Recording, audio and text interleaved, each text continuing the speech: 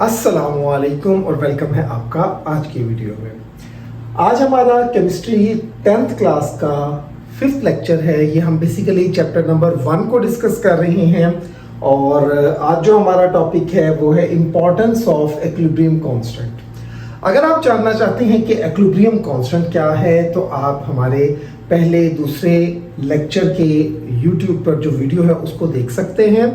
वैसे equilibrium constant की अगर हम जनरल बात करें तो बेसिकली ये एक रेशियो होती है molar concentration of the product of a reversible reaction to the molar concentration of the reactants.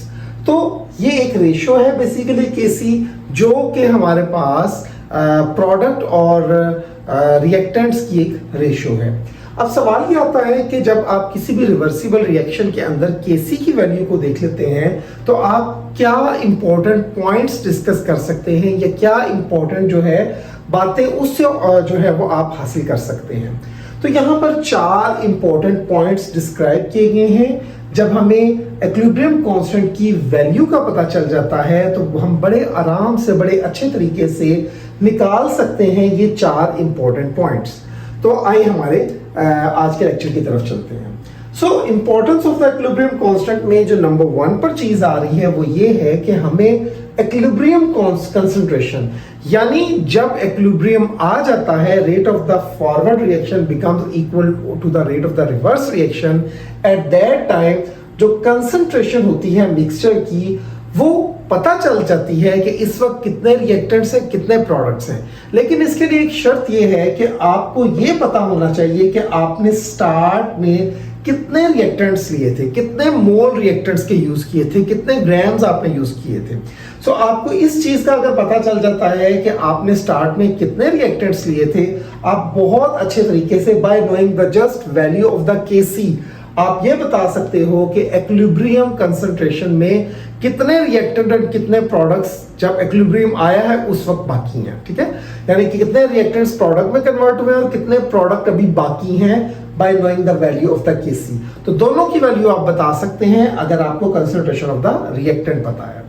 दूसरे नंबर पर जो इंपॉर्टेंट चीज है वो ये है कि हमें ये कहा जाता है कि इक्विलिब्रियम कांस्टेंट की वैल्यू से आप डायरेक्शन ऑफ द रिएक्शन भी निकाल सकते हैं। जब आप केसी की वैल्यू निकालते हैं तो आपको अंदाजा हो जाता है कि फॉरवर्ड रिएक्शन हो रहा है या बैकवर्ड रिएक्शन हो रहा है या रिवर्स रिएक्शन हो रहा है। रेट बराबर होता है लेकिन डायरेक्शन कहीं ना कहीं किसी ना किसी सिफ्ट में जा रही होती है। सो एट दैट टाइम हम डायरेक्शन ऑफ द रिएक्शन को निकाल सकते हैं कि आया ये हमारी डायरेक्शन ओवरऑल रिएक्शन की किस सिफ्ट में जा रही है। बिकॉज कुछ रिएक्शन होते हैं कि जिसमें प्रोडक्ट जस्ट 33% बनता है और बस उसके बाद वो मजीद प्रोडक्ट नहीं बनता, तो हम एटलीस्ट बता सकते हैं कि डायरेक्शन अभी इस तरफ है या डायरेक्शन जो है वो रिवर्स हो गई है। जो तीसरे नंबर पर इंपॉर्टेंट चीज है इक्विलिब्रियम कांस्टेंट से हमें पता चलती है वो है predict extent of A reaction. कितनी शिद्दत से, कितनी तेजी से, जैसे आपको पता है कि जब भी फॉरवर्ड रिएक्शन होता है तो इन द स्टार्ट वो बहुत तेजी से होता है और ग्रेजुअली वो स्लो डाउन हो जाता है। जबकि इसके मुकाबले में अगर हम बात करें रिवर्स रिएक्शन की तो वो स्लोली स्टार्ट होता है और फिर वो इक्विलिब्रियम पर एक ग्रेजुअल एक नॉर्मल स्पीड पर आ जाता है, equal to the forward reaction हो जाता है।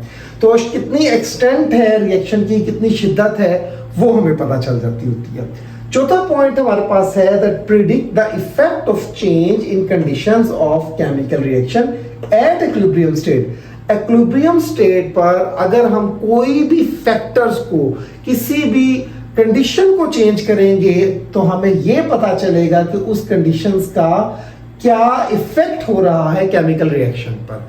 मसलन हम इक्विलिब्रियम कांस्टेंट की वैल्यू हमें पता है, अब हम उसकी वैल्यू को जांचते हुए ये बताएंगे, क्योंकि जब भी हम कोई रिएक्शन लिखते हैं तो उसके साथ हमें उसकी कंडीशंस बताना बहुत जरूरी होता है कि उसके हमने कौन सा कैटालिस्ट यूज किया है, हम कितना जो है उस पर एटमॉस्फेरिक प्रेशर यूज कर रहे हैं, कितना जो है वो हम उसका टेम्परेचर दे रहे हैं। तो ये कंडीशंस अगर हम चेंज करेंगे तो इस कंडीशंस पर क्या चेंज आएगा, रिएक्शन फॉरवर्ड जाएगा या रिवर्स जाएगा, ये बात हमें बताएगा केसी की वैल्यू जब हमें पता होगी।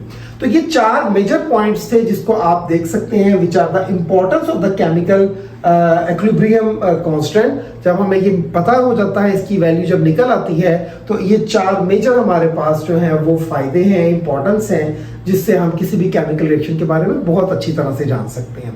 तो उम्मीद है आज का लेक्चर, अभी का लेक्चर आपको समझ आया होगा।